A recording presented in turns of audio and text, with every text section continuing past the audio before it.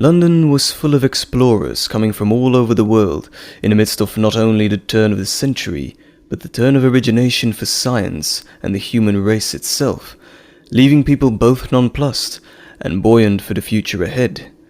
Even though in these times the way of things were very subjugated for women, since women had one of a few places in society: a wife, a mother, a homemaker. So you can imagine the dismay seeing women scientists and their works being displayed for all to see. Mina was overjoyed by this, seeing the future hold more for women through this time than she ever thought could be possible. For she had always felt out of step with the way things are, and the way a woman should be, holding on to a side of herself that was always seen as misbecoming of a lady, regardless what status in society she had. Mina was a carefree spirit in her nature, but did not show it in public due to the social standing of how she should act, keeping her like a caged bird, seeing a world of possibilities through bars, and never being able to reach out and grasp the wonders in front of her. There was only so much Mina's true nature could stay caged, wanting to break free to be who she is, but due to the confines she lived by, she never knew how to become truly free, and was always thinking, will this change for her? And will she finally be her true self? While Jonathan was away, Mina was asked by her childhood friend to come and abide at her family's home, the Western family, who lived in high-class society. Mina felt uncomfortable by this invitation, but she had taken the offer up, for it would help her to elude her mind away from the obscene of Jonathan's departure, just slightly by being with Lucy to comfort her during this hard time. With her mind ever thinking, will she hear from Jonathan soon? London, 25th May, 1897. My day started off with such ease, but I have not heard back from Jonathan during his time away, and my worry for him is persistent. I hope that his journey was a safe one, for traveling to a new country must be exciting. While Jonathan is away, I have decided to stay with Lucy and her family, the Westerns. And I know that Jonathan would not approve due to how he sees families that come from high society, believing that their way of life is disrespectful and discourteous to the lower class. Jonathan would be afraid that by living here during his absence, I may become accustomed to the wealth and privilege of the Western family, and I will not be happy to marry and be the wife of a mere clerk in a law firm, and that I will desire someone else. I honestly do not think that Jonathan understands the friendship I have with Lucy, as it is a friendship that reaches beyond the borders of how society deems us in these times. Since I have been a young child, she has never held it against me that I am a mere school secretary, or for the class I am a part of. During Jonathan's parting on this important assignment, I cannot think of a better place to be where I feel safe and reassured. I hope one day Jonathan will not see Lucy and her family in the light he does at present, for she and her family are going to remain in my life no matter what views he has of them, for they have never done anything to hurt me, and have done nothing but treat me with love and respect. Jonathan's view of the aristocracy is that they have enough money and title in society to do as they please with how they talk. But I admire how Lucy is able to speak her mind without feeling unsure to do so. As the day proceeded in the rich high end of London, Mina continued to write her diary entries while Lucy, ever so quietly, made her way into the conservatory to see Mina not just working, but also doing something else. Lucy, being curious, headed over to reach for her attention, trying to distract her from her continuous attention on her work at hand on the typewriter, and is learning for the position she is addressed to as a school secretary. With each step, Lucy was becoming more curious on what she was writing that in her eyes was distracting her from such a beautiful day rising outside with each passing second. Lucy could not understand how Mina saw this as more important than admiring the beauty of the day ahead, feeling it was her duty to pull her away into more pleasantries. Oh, Mina, why are you always working when there are so many other things you can do? things that would be so much more interesting and fun than this. Let's go out and enjoy the day to its fullest, Mina. It's such a beautiful day, and you're going to miss it stuck in here working all day. I do not understand why your anomalous Jonathan Harker is forcing you to learn that ridiculous machine, when he himself could have turned down the assignment and demand that you do unspeakable passion on the parlor floor. Now, Lucy, you see I am trying to work. And it's not Jonathan forcing me to do anything. I need to learn how to work this typewriter to do my work faster and more efficiently for the position I am in. So I have to dedicate time to this every day. Also, Lucy, how can you talk of such things? Jonathan is too much a man of respect and honor. He would never dream of doing the obscene things you have just addressed. In marriage, there are more important things than carnal pleasures that are at the heart of a foundation. Mina, I'm just saying that you two have been together for quite a while now, and you're telling me that not one thought has gone through your mind on these so-called obscene acts of such passion for one another. You're telling me truthfully that not once have they ever arisen, for I would find that hard to believe, given the way I see you two stare at one another. Mina, you cannot fool me. I'm your best friend, after all. Best friend or not, these matters are not ones to be addressed so openly. There is such a thing as privacy to one's matters, Lucy. Come on, Mina. You know that I'm only asking because best friends should never keep secrets. So, tell me, Mina, what's happened between you and Jonathan? Well, we've kissed, that's all. He thinks he is too poor to marry me, thinks I could do better. Hearing him say that devastates me because I love him so dearly. Why would he ever think that his status, or anything of the sort, would intrude for how I feel for him? Oh, Mina, it's going to be okay. I can assure you, for when the heart's involved, nothing can come between that connection. But at least you have someone. Here I am, almost 20, with no marriage proposal to speak of. I need to be betrothed soon, or I'll be labeled a hack. The night ahead, Lucy's family threw a party for a social standing of class and taste, where so many people of standing arrived.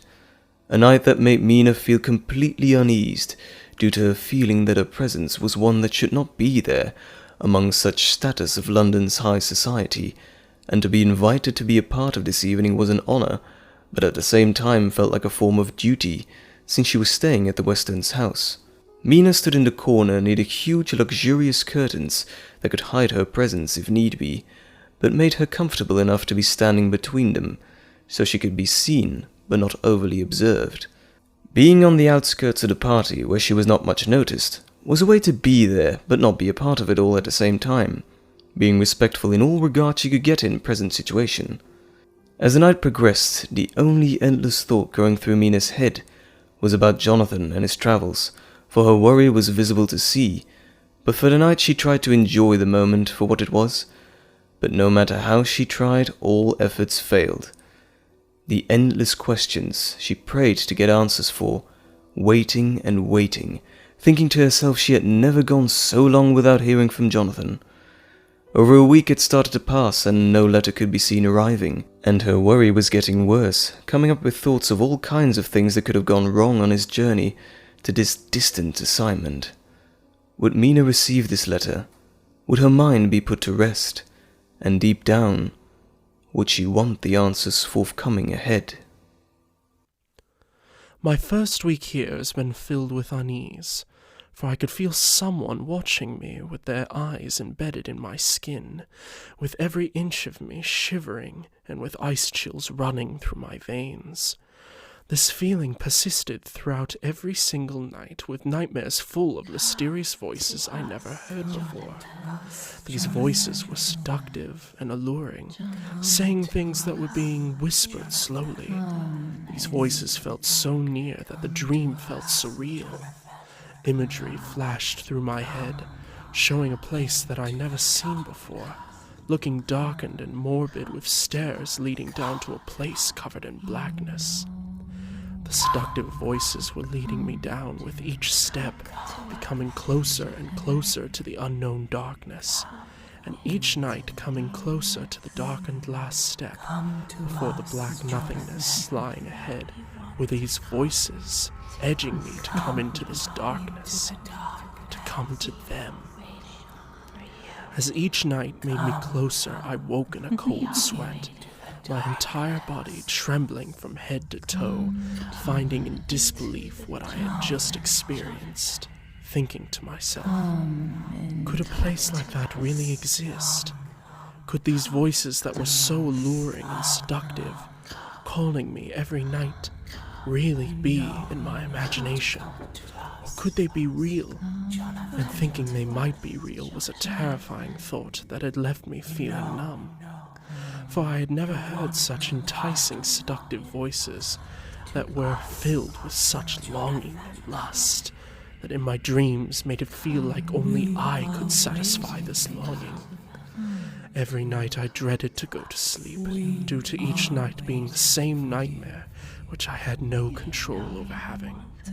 The only thing I know is that nightmare and that darkness has left me more confused and more determined to know what is going on here.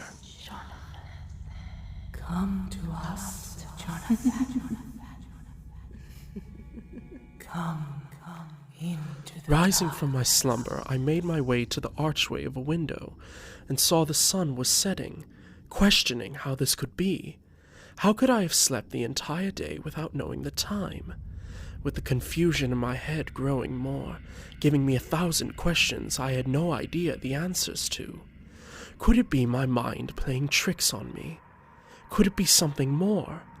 This nightmare has had me drawn in so much that trying to understand it was out of my consciousness to comprehend, for I have never experienced a nightmare like this that keeps reoccurring with a never-ending loop of the same actions, except each night I get a step closer to the darkness that seems to lead me to some sort of danger that my emotions know of, warning me to stay away but my body failing to listen, and ever more luring me towards the deadly darkness that is never ending, and my only escape is when I wake.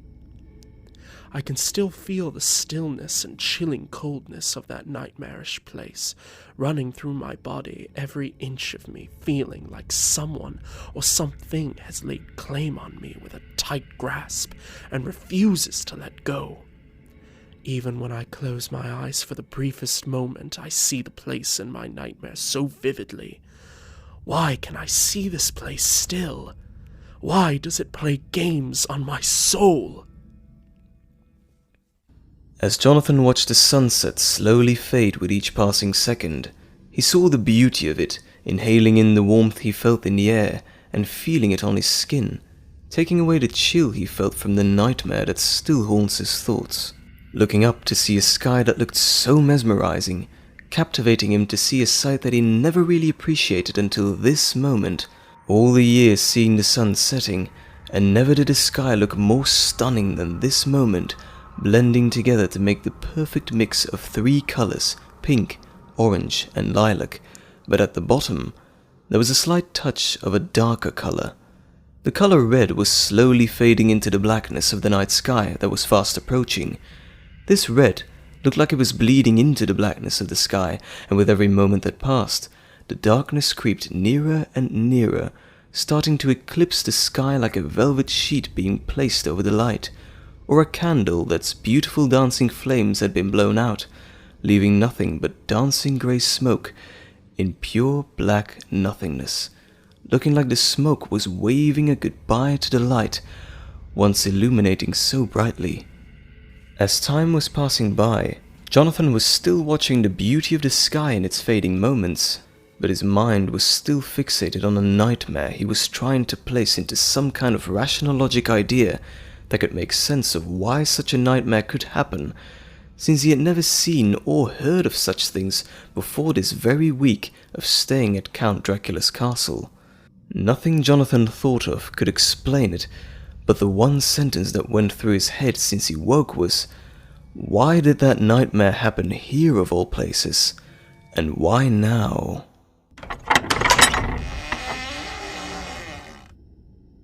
Good evening, my friend. Did I startle you? Excuse my intrusion, but I have come about the letters I requested. Have you written them? Good. Thank you for being so prompt with these letters. I will make sure they are sent with care in the morning. While I am here, I would like to address some matters that I think you need to know about my lands and castle. You see, this castle is very old, and there are very bad memories attached to it. Ones that should not be disturbed and left to rest. Be warned. See, the legacy of my bloodline over the centuries has not been a smooth one, and the sins of my forefathers have left a reverberation through the ages that still lives on in these walls to the present day. So, for your safety, I implore you to take heed of my warning and stay to the confines of your room and certain parts of the castle.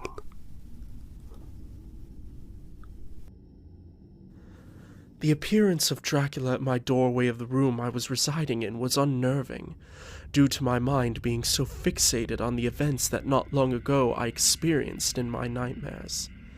Dracula's expression looked cold and inhuman, giving me a stare that seemed to look straight through me like he could read my thoughts and know everything on my mind at that very moment.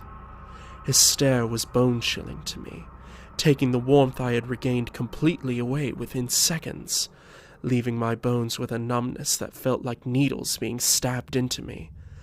During his stare at me, I kept my composure, and within seconds Dracula glided through the room towards me effortlessly. My mind rushed to the thought of how fast he was, and how cold the room became with his presence. As Dracula stood in front of me, he demanded the letters he asked me to write, with an outreached hand that looked like no other hand I had seen before. His hand looked very white, with thin, outstretched fingers, and the palm looking like fur you would see on an animal's paw. Looking at Dracula, I did as instructed, and handed over 3 written letters, one to my firm, one to my family, and the last one to my beloved Mina. My fingers trembling as I grabbed the letters, turning around to pass them over with an overwhelming desire coming over me, telling me to not hand them over, due to I know that when I did, that whatever fate laid ahead of me here would truly be sealed. In the letters I had written, I was very vague about my feelings and fears of being here in Dracula's castle, for I had a feeling that Dracula for sure would read them before sending them off to my loved ones across icy oceans. As I handed over the letters, Dracula took them with one quick movement, while a smile grew across his face. I looked at his smile, and I know it was not one of happiness, but more smirk, like as if to say silently, "I have won." This unpleasant smile lingered for a while, and I realized that he was looking at a particular letter that was on top. and realized the letter was addressed to Mina. After his long look at her letter, Dracula eventually tucking them into his cloak away from sight and my reach, I wondered worriedly what would happen to these letters now in his possession, and why did he look at Mina's letter longer than the rest? My mind started to think about Mina, thinking of how, by writing her a letter, have I put her in mortal danger. Dracula looked over to me, his eyes staring right into mine, and his eyes looked lifeless. Again, a cold chill ran down my spine. Within moments, Dracula started talking to me more about not exploring his castle, going into much more details than I felt I needed to know. This made me more suspicious, thinking to myself that he must be hiding something if he's this persistent about most of his castle being forbidden property to see. What could he be hiding in the darker parts of the castle, and why, even though I am awake, I still hear women from my nightmares whispering to me like a luring melody trying to hypnotize me into submission? Is my mind starting to go insane? Am I starting to fabricate their existence into my own? Nothing is making sense anymore, and it's shocking me to my very core.